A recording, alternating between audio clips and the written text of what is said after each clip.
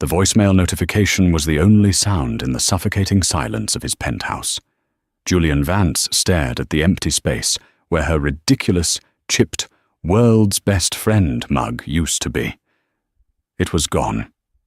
She was gone. For 20 years, Ilara Hayes had been his North Star, the only fixed point in his chaotic billionaire life, and for 20 years he had been a blind fool. He'd finally opened his eyes, ready to tell her everything, but all he found was a letter on his desk and a silence that screamed her name. He was too late. Julian Vance didn't just live, he conquered. At 34, his name was etched onto skyscrapers. His company, Vance Dynamics, dictated the flow of global markets, and his face was a permanent fixture on the covers of Forbes and Fortune. He was a man who understood algorithms, hostile takeovers, and the precise, cold logic of a 9-figure deal. What he did not understand, not really, was people. Except for Ilara. Ilara Hayes was the quiet algorithm that ran in the background of his life, ensuring he didn't crash. She was the one who remembered his mother's birthday. She was the one who could walk into his glass-walled office, past his terrified but respectful assistant Clara, and place a cup of black coffee on his desk without a word, knowing he'd skipped lunch again. They'd been best friends since freshman year of college, long before the billionaire label. He was just Julian, the intense computer science major, and she was Eli, the art history student who argued with him about data versus beauty. Their friendship was forged in late-night study sessions, cheap pizza, and a shared, unspoken understanding. Now their lives were different. Ilara ran a small, struggling but critically acclaimed art gallery in downtown New York. Julian ran, well, everything else. "You're staring again, Eli," Julian murmured, not looking up from his phone. They were at their weekly standing non-meeting, a Friday breakfast at a tiny diner he'd had to buy out just to ensure their privacy. Ilara blinked, a blush creeping up her neck. She'd been tracing the stress lines around his eyes. "You look exhausted, Julian. Did you even sleep?" "Sleep is an inefficient data transfer," he quipped, finally pocketing the device. He gave her his full attention, and as always it felt like the sun coming out. "Now tell me, did David Chen ever sign the consignment papers for his new exhibit?" She nodded. "He did. Thanks to you." "I didn't do anything. You casually mentioned his work to the curator of the MoMA at that charity gala. Don't lie, Julian. Your fingerprints are all over it." "I just nudge things," he said with a small smile. "You're the one who makes them happen. You're the constant, Eli. You know that, right? The only real thing in this entire city." Ilara's heart did a familiar, painful squeeze. A constant. A thing. Not the woman he loved. Not the woman he could love. For 12 years, she had been silently, hopelessly in love with her best friend. She had watched him date a parade of supermodels, actresses and heiresses, all of whom looked at him like a prize to be won. None of them saw him. None of them knew he was terrified of thunderstorms, or that he hummed 80s pop songs when he was coding. But this time it was different. This time it was serious.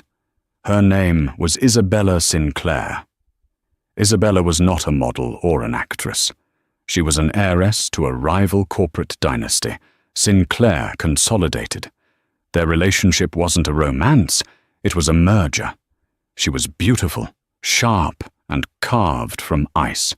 She looked at Julian not as a man, but as an equal in power, and she approved. "Speaking of which," Julian said, his tone shifting, becoming the CEO, "Isabella's hosting an engagement party, end of the month, at the penthouse." Ilara felt the coffee turn to acid in her stomach. "Oh, wow, that's fast. No point in waiting. The markets like the stability. The board is thrilled." "And you?" Ilara asked, her voice smaller than she intended. "Are you thrilled, Julian?" Julian paused. He looked out the diner window, his expression unreadable. "Isabella is a perfect partner. She understands the demands of my world. She doesn't need me to be anything other than what I am. It's logical. Logical." Ilara wanted to scream. Love wasn't logical. Love was messy and painful, and showing up with soup when he had the flu, and knowing his coffee order by heart. "Well," she said, forcing a smile that felt like broken glass. "Congratulations." "Thanks, Eli." He reached across the table, covering her hand with his. His touch was warm, familiar, and utterly platonic. It was agonizing. "In fact, I was hoping you could help. Isabella is handling the major logistics, but you know me. I wanted to have some heart.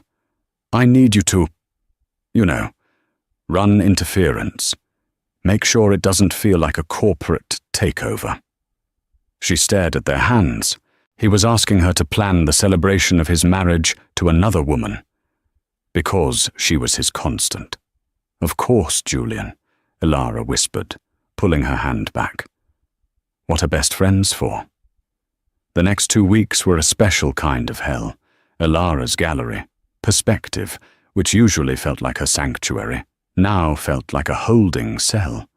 She spent her days coordinating with vendors for Julian's party, and her nights staring at the ceiling, her chest hollow. Her meetings with Isabella were exercises in polite, venomous warfare.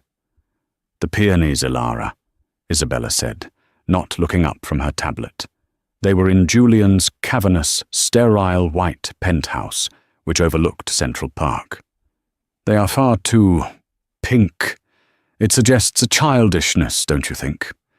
We'll go with white orchids." "Only white?" "Julian always said he liked peonies," Ilara offered weakly. "He said they reminded him of his mother's garden." Isabella finally looked at her. Her eyes were a pale Arctic blue. "Julian isn't marrying his mother, dear. He's solidifying an empire. This party is the first press release. It needs to reflect strength, not sentiment." She smiled, a thin, sharp expression. "But thank you for your input. It's so quaint. That's why Julian keeps you around, isn't it? For the quaint?" Every word was a perfectly aimed dart. Ilara realized Isabella didn't see her as a romantic rival. That would imply Ilara was even on her level. No, Isabella saw her as the hired help, a sentimental pet Julian hadn't yet had the heart to put down. The only bright spot in the entire process was Mark. Mark Peterson was the head chef for the catering company Isabella had hired, and Ilara had vetoed, only to be overruled. He had a kind, crinkled smile, and flour was permanently dusted on his black chef's jacket.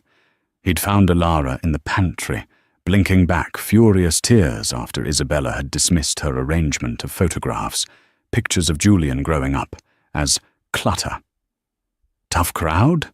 Mark asked, offering her a perfectly crafted miniature quiche. Ilara laughed, a watery, broken sound. "You have no idea." "Oh, I think I do," he said, leaning against the shelf. "I've catered for Isabella Sinclair before.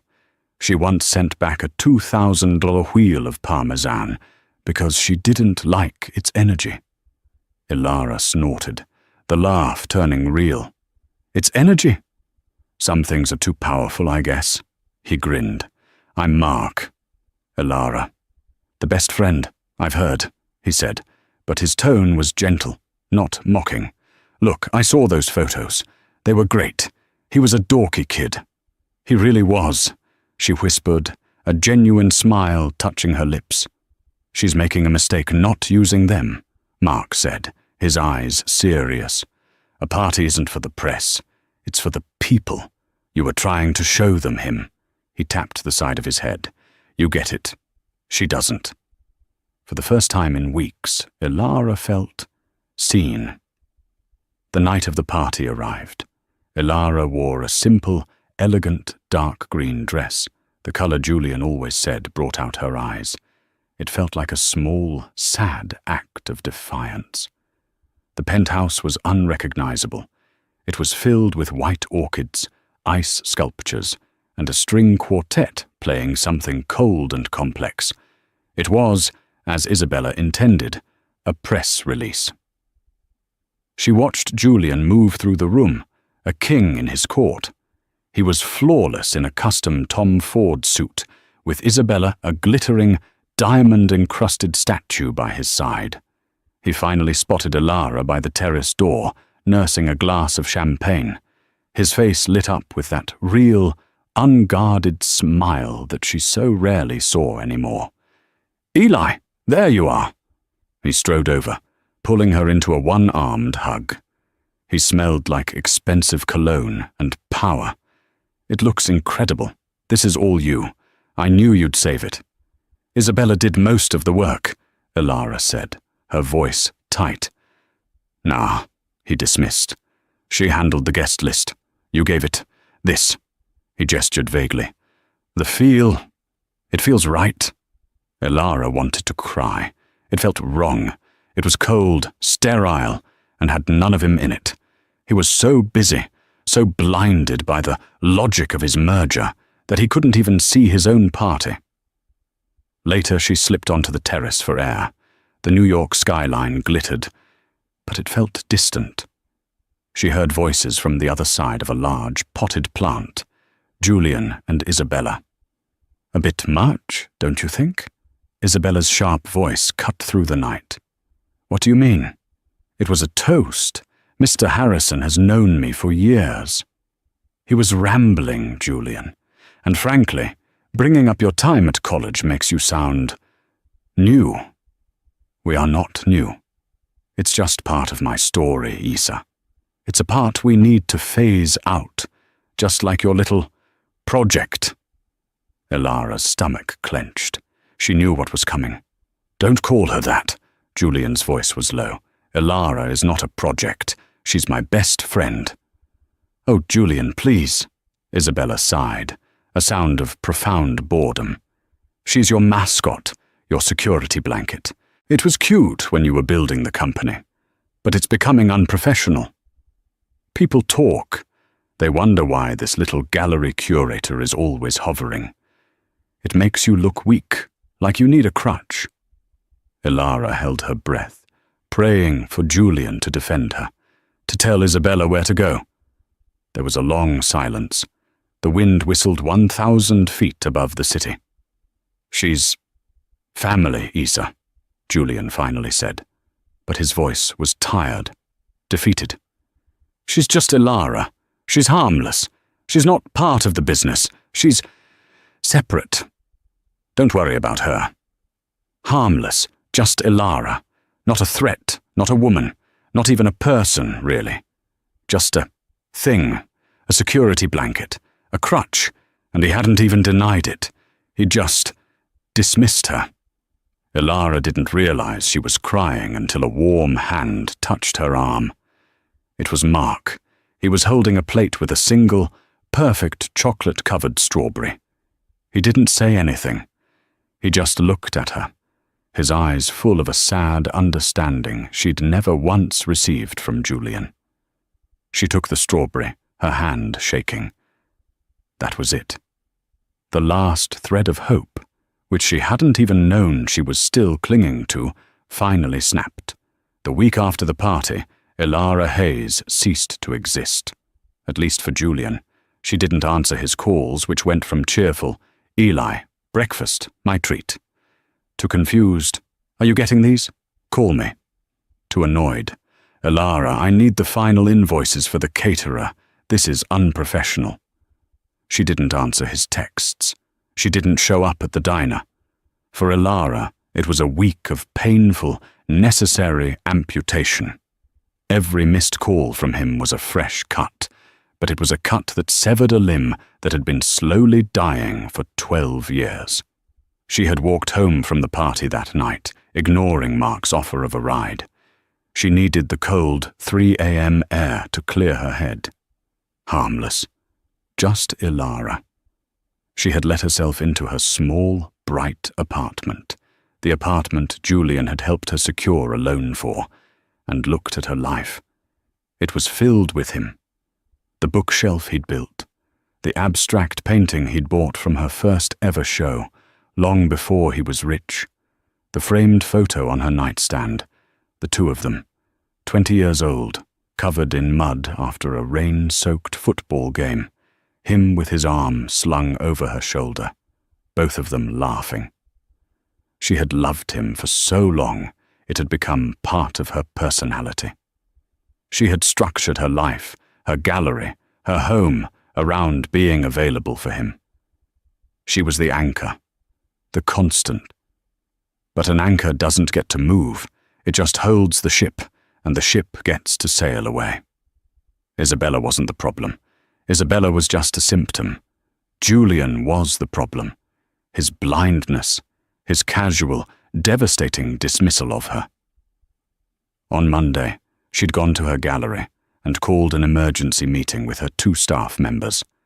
On Tuesday, she'd had a video call with a collective in Portland, Oregon, one that had been trying to poach her for months. On Wednesday, she'd signed a contract. They wanted her to run their entire West Coast operation. It was a massive step up. It was terrifying. It was exactly what she needed. On Thursday, she met Mark for coffee. "So," he said, handing her a latte, "you're running away." "I'm not running," Ilara said, bristling. "I'm accepting a better offer. In Portland, 3,000 miles away. Right after your best friend's engagement party. That's not running. It's strategic relocation," she tried. Mark just smiled, that same kind, knowing smile. "Ilara, it's okay. Sometimes you have to run to save your own life." He leaned forward. "My question is, what about us?" Ilara looked at him, truly looked at him. He was handsome, in a rugged, gentle way. He was kind. He saw her. He wasn't complicated by billions of dollars and a fiancé carved from marble. "Mark, I'm a mess," she whispered. "My heart is... it's a structural write-off." "I'm a patient guy," he said, "and I'm a good cook. And as it happens, my cousin owns a restaurant in Portland that's been looking for a new executive chef." Ilara's eyes widened. You're not serious." "I'm very serious. I don't like my energy being criticized." He grinned. "And I really, really like you. I'm not Julian, Ilara. I won't be blind. Just think about it. No pressure. I'm just putting my data out there." The casual use of Julian's language, but with so much more warmth, almost broke her again. On Friday, 1 week after the party, she packed. She sold her gallery to her assistant, who would keep its spirit alive. She packed her clothes, her books, and her art supplies. She took the framed photo of her and Julian from her nightstand, looked at it for a long, agonizing minute, and then gently placed it in a box. She couldn't throw it away, but she couldn't look at it either. Her final stop was Julian's penthouse. She still had a key. She let herself in, her heart pounding. The apartment was silent, cold. All the white orchids were gone, replaced with nothing. She walked to his massive, sleek desk. She pulled out a single sheet of her own personal stationery, thick, cream-colored paper. Her hand was shaking. What could she say? "I'm leaving because you broke my heart. I'm leaving because I love you?" No. He wouldn't understand that. He'd see it as emotional, illogical. She had to speak his language. She wrote, "Julian, you've always called me your constant, your anchor. But the thing about an anchor is that it's designed to be left behind on the seabed when the ship decides to sail. You are sailing, and I am so happy for you. But I can't be your anchor anymore. I'm not just Ilara. I'm not a security blanket. I'm a person. and I need to build a life of my own, one that isn't just an extension of yours. I've taken a position in Portland. It's a huge opportunity. I'm leaving tonight. Please don't try to find me. Don't nudge this. This is my decision. I need to do this for me. Be happy, Julian. Truly. Goodbye, Ilara. She folded it. On the corner of his desk sat the ridiculous, chipped, world's best friend mug she'd given him as a joke 10 years ago. He still used it every single morning. She picked it up. This, she couldn't leave. It was a lie. She tucked it into her purse. She placed the letter in the exact center of his desk. She took a key to the penthouse off her keyring and laid it gently on top of the envelope. Then she walked out. She didn't look back. The door clicked shut with a terrible, final sound. Julian Vance returned from a 3-day hostile negotiation in Tokyo to an apartment that was, for the first time, exactly as he'd left it. Usually, Ilara would have been there. She'd have known his flight, stocked his fridge with real food, and left a post-it note on his monitor. Don't forget to call your mother, you heathen. But there was no post-it. The fridge was empty, save for a bottle of alkaline water Isabella had left, and his mug was gone. He frowned, looking at the clean spot on his coffee maker. "Clara!" he yelled, forgetting his assistant wasn't there. He ran a hand through his hair, irritated. Where was Ilara? She knew he had this trip. Then he saw the envelope on his desk. He recognized her elegant, artistic script immediately. He tore it open, a strange dread coiling in his stomach. He read it. Once. Twice. A third time. It didn't make sense. Portland. What opportunity? He muttered. He pulled out his phone, his thumb hovering over her contact. Please don't try to find me. He ignored it. He called. The number you have dialed has been disconnected. A cold, sharp shock went through him. Disconnected? Not sent to voicemail. Disconnected. He immediately called his head of security, a man named Thomas. I need you to find Ilara Hayes. Find out where she is. Now. Sir. Now, Thomas. He paced the penthouse, the letter clenched in his fist. I'm not just Ilara. I'm not a security blanket. He stopped. Where had he heard that? His blood ran cold. The terrace, the party, Isabella. Your security blanket. It makes you look weak. Just Ilara. Harmless. Ilara had been on the terrace.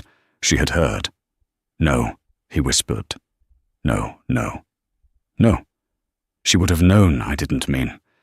She would have known I was just handling Isabella. But even as he thought it, he knew it was a lie. He had dismissed her. He had used her loyalty as a shield, and in doing so, he had run her through. The secure line on his desk buzzed. It was Thomas. Mr. Vance, we have a problem. What is it? Did she fly to Portland? Which flight? We can't confirm any flights under her name, sir, or trains, or car rentals. What are you saying? Julian snapped, his patience gone. Sir, as far as we can tell, Miss Hayes has vanished. Her social security number hasn't been used. Her credit cards are inactive.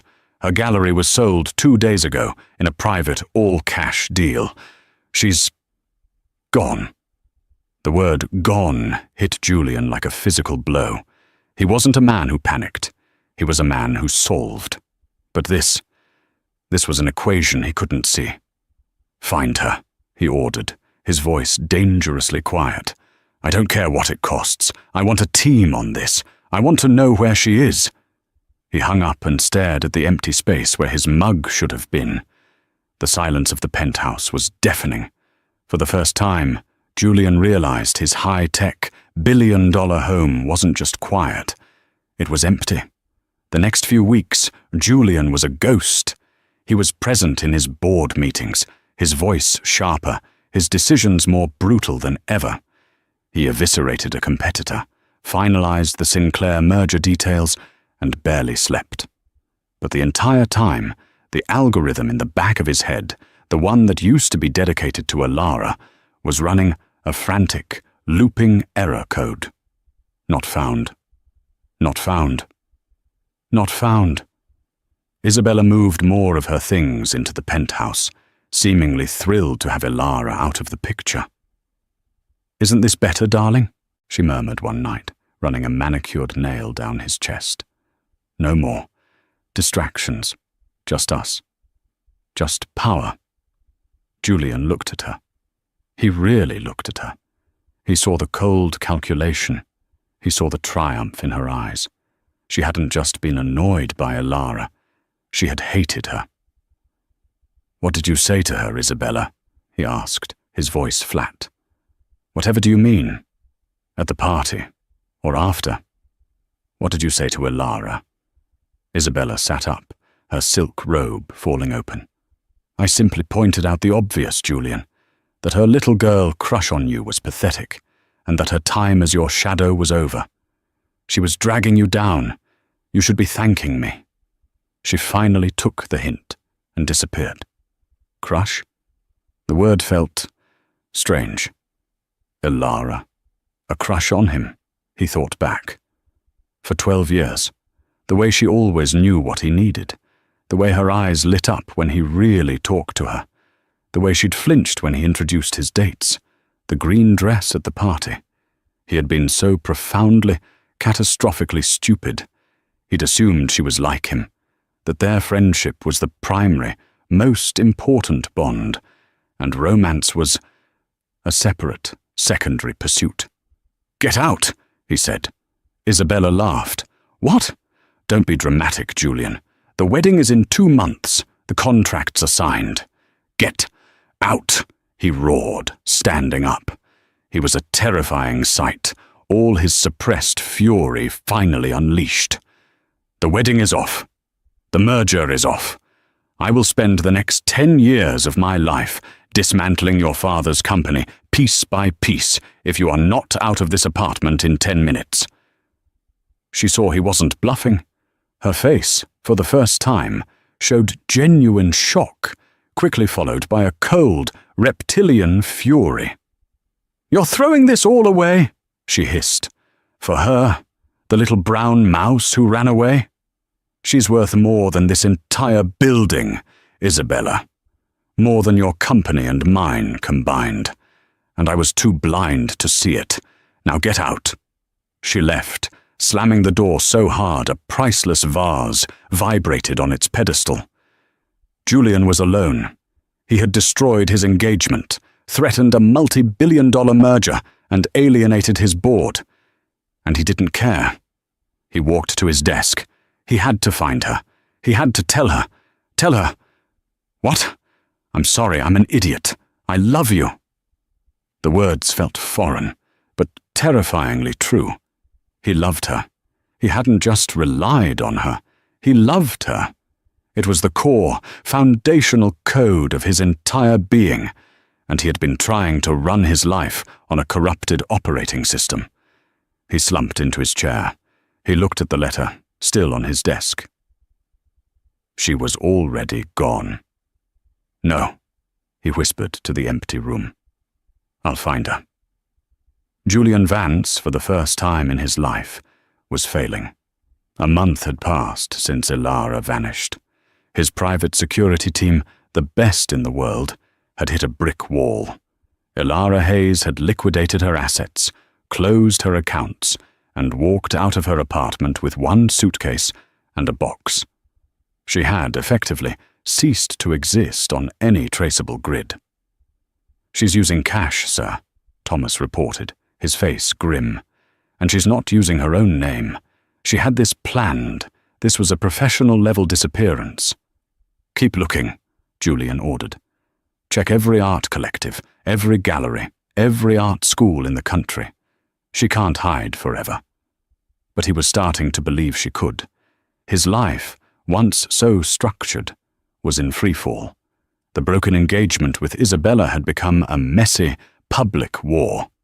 Isabella, true to her nature, wasn't going quietly. She was leaking strategic information to the press, attacking Vance dynamics on every front. Julian was in damage control 24/7, sleeping in his office, living on the stale coffee he now had to get for himself. He missed Elara with a physical ache. He missed her quiet presence, her stubborn refusal to be impressed by his wealth, her laugh. He missed his best friend. One night, drowning in legal depositions and SEC filings related to the Sinclair fallout, he was desperately searching for an old file on his home server. He typed in a keyword, Project Anchor. It was an old college project folder. He clicked it and a file opened. It wasn't a program. It was a journal entry he'd written his junior year after a brutal fight with his father. Date, April 11th, 2011. Father says I need to find a partner who matches my station. Someone with connections. I hate that. I don't want someone who matches. I want someone who balances. I want someone who's real. Someone who doesn't care about the money, if I ever make any. Someone who will call me an idiot to my face. Someone who listens to that weird indie music and talks about colors like they're flavors. Someone who feels like home. Someone who feels constant. An anchor. Julian stared at the screen. He had written that. He had known, even then. He had described Elara, detail for detail, and then he had named the file Project Anchor. He leaned back, his head spinning. He'd spent the last 12 years building an empire, all while forgetting the entire point. His private line rang. It was Thomas. "Sir, we found something. It's not good." "Where is she?" Julian demanded, sitting bolt upright. "We don't know, but we found out why she left. It wasn't just the party. You need to see this.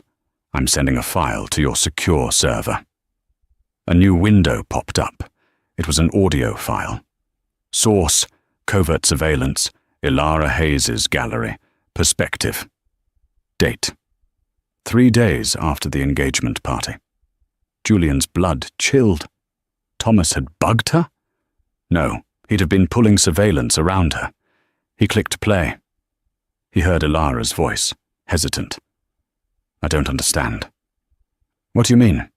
"Financial irregularities." Then, a voice he didn't recognize. Male. Smooth. "I mean, Ms. Hayes, that your largest donor, a shell corporation that traces back to Vance Dynamics, has been, let's say, overly generous. And the IRS is now very, very interested in why a small gallery is receiving such large, untraceable donations. It looks, for all the world, like a classic money laundering scheme." Julian's heart stopped. He had been funding her gallery, anonymously. He'd used a shell company to make sure she never knew. He'd wanted her to succeed, but on her own terms, without feeling like it was a handout. Elara's voice was thin with panic. "Laundering? That's insane. I would never—" "Of course not," the man's voice soothed. "But the paper trail is ugly, and it all leads back to your best friend. Julian Vance. If this gets out, he'll be investigated. The Sinclair merger will collapse. The stock will tank. It will ruin him." What do you want?" Elara whispered. "This investigation is currently private," the man said. "The Sinclairs initiated it. They're thorough. They see you as a liability, a loose end." "Isabella," Elara breathed. "I'm just the messenger. They are prepared to make this go public, unless you're no longer a factor. They want you gone, Ms. Hayes, far away from Julian Vance. They have facilitated a job offer in Portland. You will take it. You will change your name, your number, and you will never, ever contact Julian Vance again. If you do, or if he finds you, this file goes straight to the Wall Street Journal." There was a long, terrible silence. Julian could hear the sound of Elara's ragged breathing. "And if I do this," she finally said, her voice hollow, He'll be safe. You'll drop this fake investigation. Completely, the man said. He'll marry Isabella. The empire will be secure, and he will be safe. From you. The audio file ended. Julian couldn't breathe. He sat in the dark, the city lights blurring through the window. She hadn't just left because he'd hurt her feelings. She had been blackmailed, extorted. She had been threatened with his ruin. She hadn't left him. She had left for him.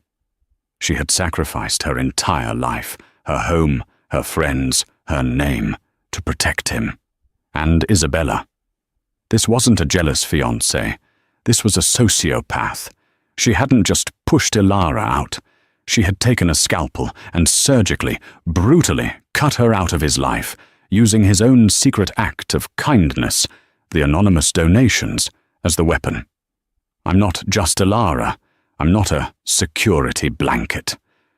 He looked at her letter, still on his desk, now memorized. It wasn't an angry letter. It was a decoy. It was a performance, written for him, but also for them. She knew they'd be watching. She'd had to write something that sounded like she was leaving on her own to make her disappearance plausible. He finally, truly understood. He had been building a fortress of logic and wealth, and all it had done was make him a target. And Ilara, the only thing he truly cared about, had become collateral damage. His grief turned, in an instant, to a cold, diamond-hard rage. He was done failing. He was done being blind. He was done losing. He picked up the phone. Thomas, forget the Sinclair leaks.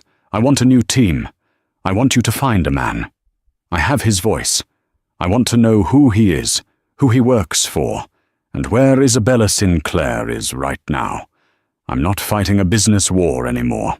This is finished tonight. 900 miles away, in a rain-soaked, charming neighborhood in Portland, Oregon, Eliza Hayes was learning to breathe again. She had a new name, just a slight variation, as her blackmailer had suggested, to make it feel real. A new pixie haircut, and a new job she was, to her surprise, exceptionally good at. Running the West Coast Collective was challenging. It used a part of her brain, the strategic, business-focused part that had always taken a back seat to her role as Julian's friend. She had a small, bright apartment over a bookstore.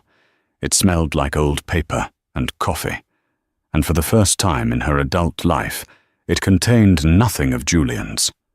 Mark had kept his word. He'd arrived 2 weeks after she did, having secured the job at his cousin's restaurant. He hadn't pushed. He hadn't pressured. He'd simply shown up at her apartment with a homemade butternut squash soup and a loaf of fresh bread. Just neighbors, he'd said with that easy smile. Feeding the new arrival. It's the Oregon way. Slowly, carefully, they had started to build something. They explored the coast, hiked in the lush green forests, and spent evenings in, him cooking, her sketching. He was the definition of safe. He was kind, consistent, and emotionally present. He looked at her like she was the only person in the room. He was everything Julian was not. She was healing. It was a slow, agonizing process. Some mornings she'd wake up, her hand reaching for her phone to call Julian about a dream she'd had, only for the cold, hard reality to come crashing down. She'd done the right thing. He was safe. She'd seen the news, of course. She couldn't help but look. She had a burner laptop she used at the public library. She'd seen the headlines, "Billionaire Merger of the Year, Vance and Sinclair to wed." And then, weeks later, the shocking reversal. Merger implodes. Julian Vance dumps Ice Queen Isabella. The articles were speculative, vicious. They painted Julian as erratic, unstable. They hinted at a mystery woman. They detailed the stock tumble and Isabella's public, furious retaliation. Ilara had read it, her heart pounding in the quiet library. He was supposed to be safe. She had left so he would be stable, but he'd broken the engagement. He'd done the one thing she'd sacrificed everything to prevent. A selfish, terrible part of her had rejoiced. He hadn't married her. But a larger, more terrified part knew this was a disaster. Isabella wouldn't just be angry, she would be vengeful. She would use the information she had. She would ruin him. Ilara had forced herself to shut the laptop. She couldn't interfere. Her job was to stay gone. Her reappearance would only confirm Isabella's threats. He was smart. He was Julian. He would fix it. He always did. She threw herself into her work and into Mark. 6 months after her disappearance, Mark took her to the Oregon coast for the weekend.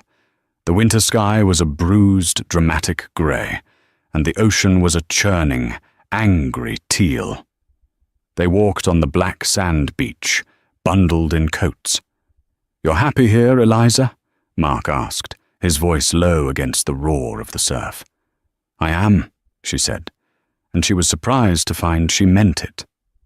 "It's good. You're good, Mark." He stopped, turning to face her. He took her gloved hands. "I love you, Ilara." He'd used her real name. He'd never done that before. She looked up, her heart lurching. I know you're not fully Eliza," he said gently. "I know you're still healing from him, but I'm not him. I'm here, and I love you, all of you.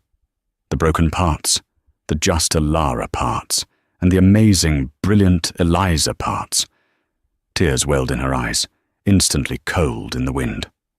"Mark, you don't have to say it back," he said quickly. I needed you to know. I'm all in." He kissed her.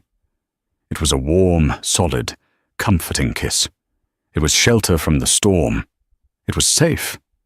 She kissed him back, clinging to him, wanting, needing to love him as much as he loved her. She pulled back, resting her forehead against his chest. "Thank you," she whispered. Maybe this was it. Maybe this was her new life.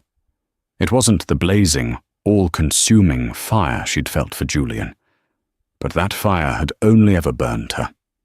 This was a warm, steady hearth. Julian Vance had dismantled Isabella Sinclair's life with the surgical precision of a demolitions expert. It hadn't taken long. The audio file from Thomas was the key.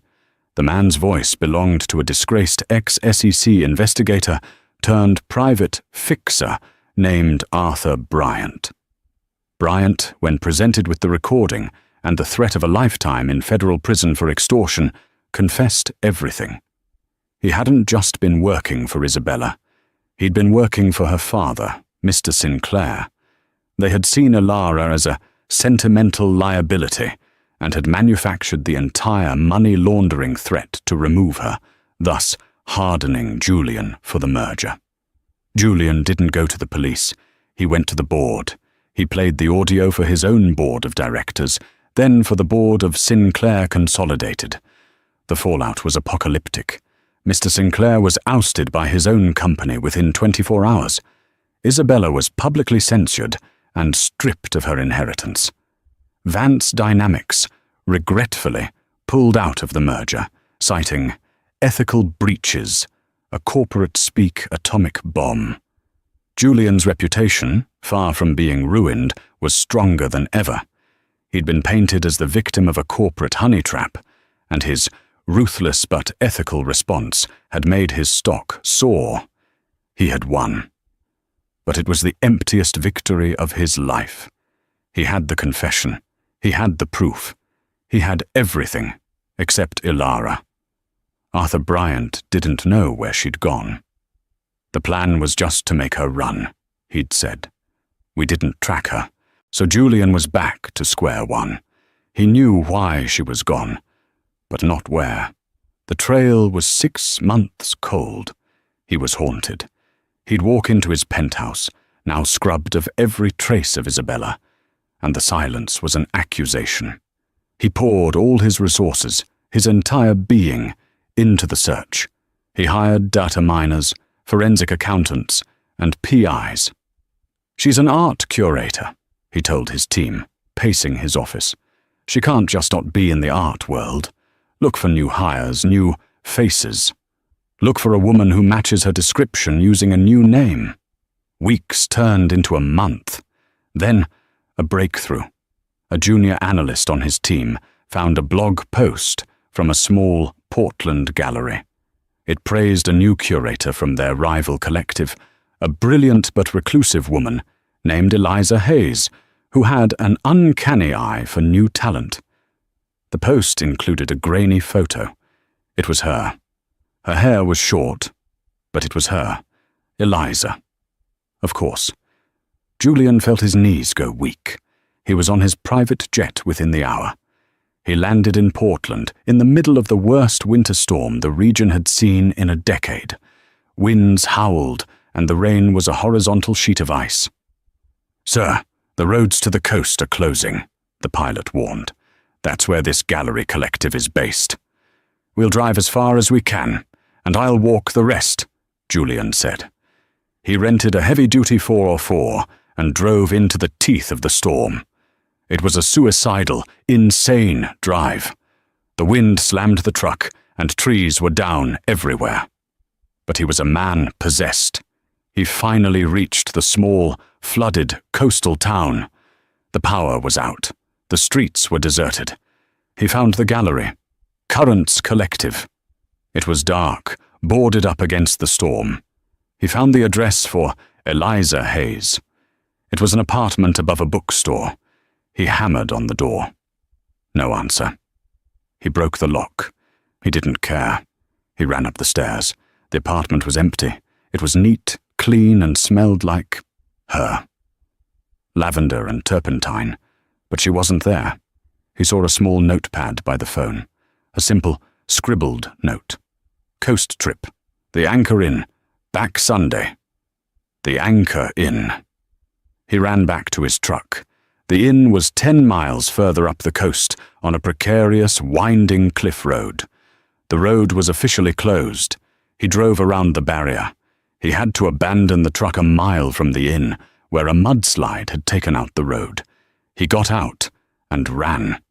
The wind tore at his $1,000 suit, drenching him in seconds. He was freezing, soaked, and he had never felt more alive. He burst into the small, rustic lobby of the Anchor Inn. A fire roared in the hearth. There were only 2 people in the room, standing by the window, looking out at the monstrous waves. It was her and a man. The man had his arm around her waist. She was leaning her head on his shoulder. They looked content, safe. Julian's heart, which had been pounding with hope, shattered. He was too late. He wasn't just too late because she was gone. He was too late because she had been found by someone else. "Elara," he said. His voice was a broken croak. She froze. She turned slowly, her eyes widening in absolute, terrified disbelief. "Julian." She looked different, stronger, but her eyes were still his. The man, Mark, immediately stepped in front of her, protective. "Who are you? How did you get here?" I had to see you," Julian said, his eyes only on her. He was shaking from the cold, from the shock. "Eli, I know. I know everything." What are you talking about?" she whispered, her hands coming up to her mouth. "Isabella, her father, Arthur Bryant, the blackmail, the threat. I know you didn't leave me. I know you left for me." Elara's face went white. She looked like she was going to faint. "You need to leave," Mark said, his voice hard. "You're not welcome here. She has a new life." "I know," Julian said, his voice breaking. He took a step forward, his eyes pleading with Elara. "And I know I have no right. I have no right to be here. I was a fool, a blind, arrogant, selfish fool. You were the only thing that ever mattered, the only real thing, and I called you a security blanket. I let them do this to you." He was crying now. The great Julian Vance, the titan of industry, was standing in a puddle on a hotel lobby floor, sobbing. "I love you, Elara," he choked out. "I've always loved you. I was just too stupid to call it by its name. I called it friendship. I called it a constant. But it was love. It's always been love, and I am so, so sorry." Elara was crying too. Silent, shocked tears streamed down her face. "Julian, stop," she whispered. "No, I won't." He took another step. "I don't expect you to forgive me, and I don't expect you to come back. I see you're with him. He seems kind. He probably sees you. And God, you deserve that." He looked at Mark. "Thank you for taking care of her." He turned back to Elara. I needed you to know the truth. Isabella is gone. Her father is gone. It's over. You're safe. You don't have to be Eliza anymore. You can be Elara Hayes. You're free." He nodded, a final, ragged gesture. He'd said his piece. He had no other moves to make. He turned to walk back out into the storm. "Julian, wait!" He stopped, his back to her. He heard her move. He heard Mark say, "Elara, don't! He'll destroy you again!" He heard her shaky breath right behind him. "You're an idiot, Julian Vance," she said, her voice thick with tears. "I know," he whispered. "You're a self-absorbed, emotionally stunted workaholic. I know. And you ruined my life." He closed his eyes. "I know." He felt her small, cold hand touch his arm. He turned around.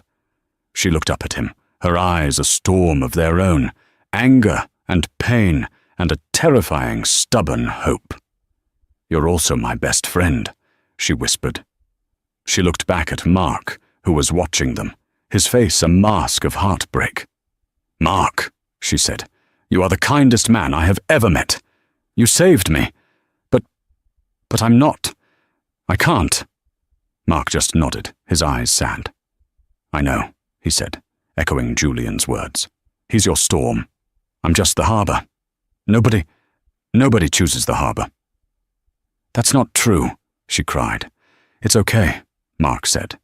"Go, but Elara, if he ever makes you feel harmless again, you know where to find me."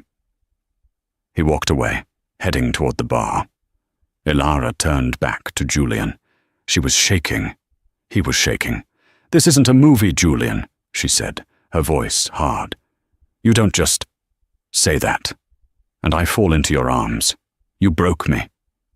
"I know," he said, his voice raw.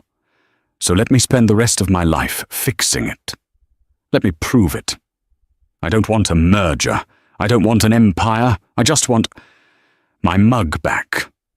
A small, watery laugh escaped her. You're upset about the mug?" "I'm upset about everything," he said, a small, desperate smile on his face.